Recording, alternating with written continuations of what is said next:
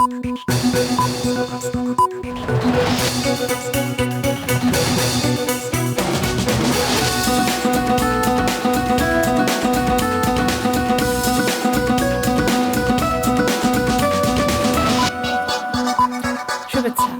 স্বাগত মাছরাঙা সংবাদে। আপনাদের সঙ্গে আছি আমি সাবরিনা হাসনাত।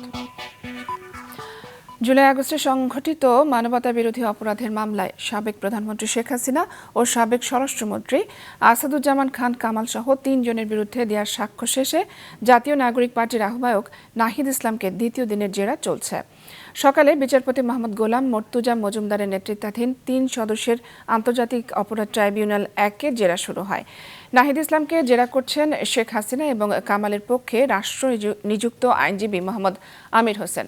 এর আগে 18 সেপ্টেম্বর ট্রাইব্যুনালে 47 নম্বর সাক্ষী হিসেবে দ্বিতীয় দিনের মতো সাক্ষ্য দেন এনসিপির এই নেতা। সাক্ষ্য গ্রহণ শেষে তাকে জেরা করেন স্টেট ডিফেন্স আইনজীবী। গত 17 সেপ্টেম্বর প্রথম দিনের মতো জবানবন্দি দেন নাহিদ। গত 10 জুলাই শেখ হাসিনা, কামাল এবং মামুনের বিরুদ্ধে আনুষ্ঠানিক অভিযোগ গঠন করে বিচার শুরুর আদেশ দেন ট্রাইব্যুনাল। এই মামলায় তাদের বিরুদ্ধে মানবতা বিরোধী অপরাধের 5টি অভিযোগ আনে প্রসিকিউশন।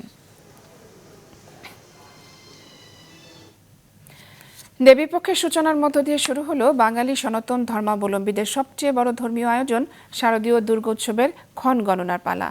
আজ শুভ মহালয়া দিনে মন্দিরে মন্দিরে চণ্ডীপাঠের মধ্য দিয়ে আবাহন করা হয় দেবী দুর্গাকে। রাজধানীর ঢাকেশ্বরী জাতীয় মন্দিরেও ছিল মহানগর সার্বজনীন পূজা কমিটির উদ্যোগে চণ্ডীপাঠ, তর্পণ বিসর্জন ও মহালয়ার ঘট স্থাপন। রিপোর্ট করছেন মৌমিতা জান্নাত। প্রেম উৎসবের বার্তা এবং অশুভ বিনাশের হুঁশিয়ারি জানিয়ে মর্তলোকে আবার আসছেন শারদলক্ষ্মী। প্রাকৃতিক শক্তির আধার মাতৃ সত্তা দেবী দুর্গার জাগরণের সূচনা লগ্নে চণ্ডীপাঠ, ভক্তিগীতি ও নৃত্যের মধ্য দিয়ে সনাতন ধর্মাবলম্বীরা আবাহন করলেন গিরিনন্দিনীকে। জাতীয় মন্দির ঢাকেশ্বরীতে মহানগর সার্বজনীন পূজা কমিটির উদ্যোগে বরাবরের মতো এবছরও ছিল মহালয়ার বর্ণাঢ্য আয়োজন। স্থানীয়দের পাশাপাশি সেখানে উপস্থিত ছিলেন দেশি বিদেশি অতিথি এবং কয়েকটি দেশের রাষ্ট্রদূত। Time for our countries, our world, the messages of Durga Puja, the messages of peace, harmony, tolerance, and the law. The sacred morning of Mahalaya, where we welcome the arrival of Ma Durga before the Shadya Durgotsav.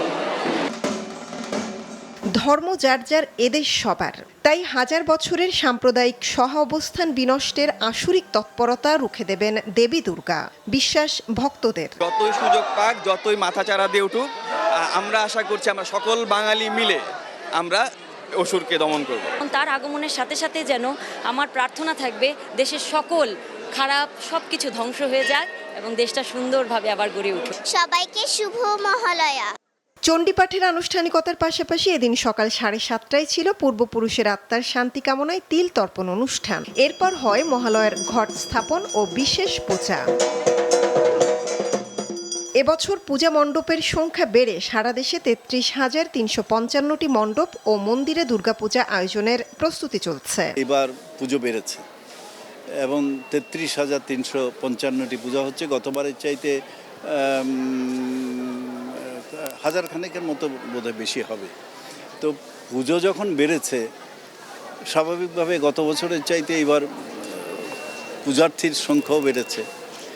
নিশ্চয়ই পরিবেশটা ভালো বলেই পুজো বেড়েছে। 28 September মহাষষ্ঠীর মধ্য দিয়ে শুরু হবে দুর্গোৎসবের মূল আনুষ্ঠানিকতা। এবছর দেবী আসছেন গজে চড়ে, ফিরবেন দোলায় চড়ে। মৌমিতা জান্নাত, মাছরাঙা সংবাদ, ঢাকা।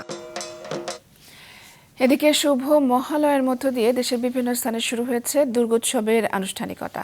সকালে বিভিন্ন মন্দির এবং মণ্ডপে চণ্ডীপাঠ ও ঘট স্থাপনের মধ্য দিয়ে শুরু হয় দেবী দুর্গার আবাহন। মহালয়া থেকেই সনাতন ধর্মানুসারীদের সবচেয়ে বড় ধর্মীয় উৎসব দুর্গাপূজার ক্ষণ গণনা শুরু হয়।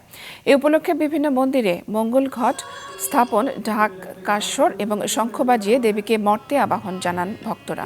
পরে চণ্ডীপাঠ ও আগমনী সঙ্গীত এবং গীতি আলেখ্য পরিবেশন করা হয়। চট্টগ্রাম, রাজশাহী, রংপুর, বরিশাল, ময়মনসিংহ, কিশোরগঞ্জ, নোয়াখালী, গাজীপুর, মুন্সিগঞ্জ ও মানিকগঞ্জ সহ সারা দেশের বিভিন্ন মন্দির ও মণ্ডপে মহালয়ার আনুষ্ঠানিকতা পালিত হয়েছে। জাতিসংঘ সাধারণ পরিষদের ৮০তম অধিবেশনে যোগ দিতে আজ যুক্তরাষ্ট্রের নিউ ইয়র্কে যাচ্ছেন অন্তর্বর্তী সরকারের প্রধান উপদেষ্টা অধ্যাপক মোহাম্মদ ইউনূস। রাতে নিউ ইয়র্কের উদ্দেশ্যে ঢাকা ছাড়বেন প্রধান উপদেষ্টা ও তার সফরসঙ্গীরা। ২৬শে সেপ্টেম্বর সাধারণ পরিষদের অধিবেশনে ভাষণ দেবেন প্রধান উপদেষ্টা। ২রা অক্টোবর তার দেশে ফেরার কথা রয়েছে। সফরে প্রধান উপদেষ্টার সঙ্গে থাকছেন বিএনপির মহাসচিব মির্জা ফখরুল ইসলাম আলমগীর, জামায়াতে ইসলামীর নায়েবে আমির সৈয়দ আবদুল্লাহ মোহাম্মদ তাহের, জাতীয় নাগরিক পার্টির সদস্য সচিব আক্তার হোসেন ও বিএনপির ভারপ্রাপ্ত চেয়ারম্যান তারেক রহমানের পররাষ্ট্র বিষয়ক উপদেষ্টা হুমায়ুন কবির। ২রা অক্টোবর প্রধান উপদেষ্টার দেশে ফেরার কথা রয়েছে। আন্দোলনের মুখে রাজশাহী বিশ্ববিদ্যালয়ে ভর্তি কার্যক্রমে পোষ্য কোটা পুনর্বহালের সিদ্ধান্ত স্থগিত ঘোষণা করেছে বিশ্ববিদ্যালয় কর্তৃপক্ষ। গতরাত ১টায় এই ঘোষণা দেন ভিসি অধ্যাপক ডক্টর সালেহ হাসান নকিব। এই বিষয়ে জরুরি সভা অনুষ্ঠিত হবে আজ। এদিকে আন্দোলনের নামে উপাচার্য অধ্যাপক মাইনুদ্দিনকে লাঞ্ছিত করার প্রতিবাদ এবং ঘটনার সাথে জড়িত শিক্ষার্থীদের শাস্তির দাবিতে শিক্ষক কর্মচারীরা আজ পূর্ণ দিবস কর্মবিরতি পালনের ঘোষণা দিয়েছেন। দাবি পূরণ না হলে আন্দোলন অব্যাহত থাকবে বলে জানিয়েছেন জাতীয়তাবাদী শিক্ষক ফোরামের আহ্বায়ক অধ্যাপক ডক্টর আব্দুল আলিম। বাগেরহাটের ৪টি সংসদীয় আসন পুনর্বহালের দাবিতে সর্বদলীয় সম্মিলিত কমিটির ডাকে আজ সকাল থেকে আবারও শুরু হয়েছে জেলা ও উপজেলা নির্বাচন অফিসের সামনে অবস্থান কর্মসূচি। দর্শক, এই কর্মসূচির সবশেষ অবস্থা কিছুক্ষণ আগে জানিয়েছেন আমাদের সহকর্মী শওকত আশরাফি। আমরা দেখেছি বিভিন্ন সংগঠনের ব্যানারে তারা কিন্তু মিছিল সহকারে এখানে এসেছে। তাদের একটাই দাবি, বাগেরহাটের যে 4টি আসন ছিল সেটি কেটে 3টি করা হয়েছে, সেই 3টি জায়গা থেকে পুনর্বহাল করে 4টিতে ফিরিয়ে আনা হোক। এদিকে আমরা সর্বদলীয় সংগ্রাম কমিটির যে আহ্বায়ক এম এ সালাম জানিয়েছেন যে আগামীতে যদি এই দাবি মেনে নেওয়া না হয় তাহলে আজ যে অবরোধ কর্মসূচি চলছে এই অবস্থান কর্মসূচির পরিবর্তে তারা কিন্তু কঠোর আন্দোলন। এবার আন্তর্জাতিক। গাজা উপত্যকায় ইসরায়েলি হামলায় শনিবার আরও ৯১ প্যালেস্টাইনি নিহত হয়েছে। তাদের মধ্যে গাজা সিটিতে অন্তত ৭৬ জন নিহত হয়। গাজার স্বাস্থ্যকর্মীরা জানান, নিহতদের মধ্যে গাজা সিটি থেকে পালিয়ে আসা একটি ট্রাকে 4 যাত্রী এবং এক খ্যাতনামা চিকিৎসকের পরিবারের সদস্যরাও ছিলেন। ইসরায়েলি সেনারা গাজা সিটি দখলে নিতে এবং সেখানকার মানুষদের দক্ষিণের কনসেন্ট্রেশন জোনে ঠেলে দিতে আকাশ এবং স্থলপথে হামলা চালিয়ে যাচ্ছে। এদিকে স্থানীয় সময়ে আজ বিকেলে প্যালেস্টাইন রাষ্ট্রকে স্বীকৃতি দেওয়ার ঘোষণা দিতে যাচ্ছেন ব্রিটিশ প্রধানমন্ত্রী স্যার কিয়ার স্টারমার। এই ছিল এখনকার মতো। ফেসবুকে আপডেট পেতে ভিজিট করুন মাছরাঙা টেলিভিশনের পেজে, ইউটিউব চ্যানেলেও দেখতে পারেন আমাদের সংবাদ, প্রতিবেদন এবং অনুষ্ঠান। আমাদের পরবর্তী সংবাদ দুপুর 2টায় দেখা।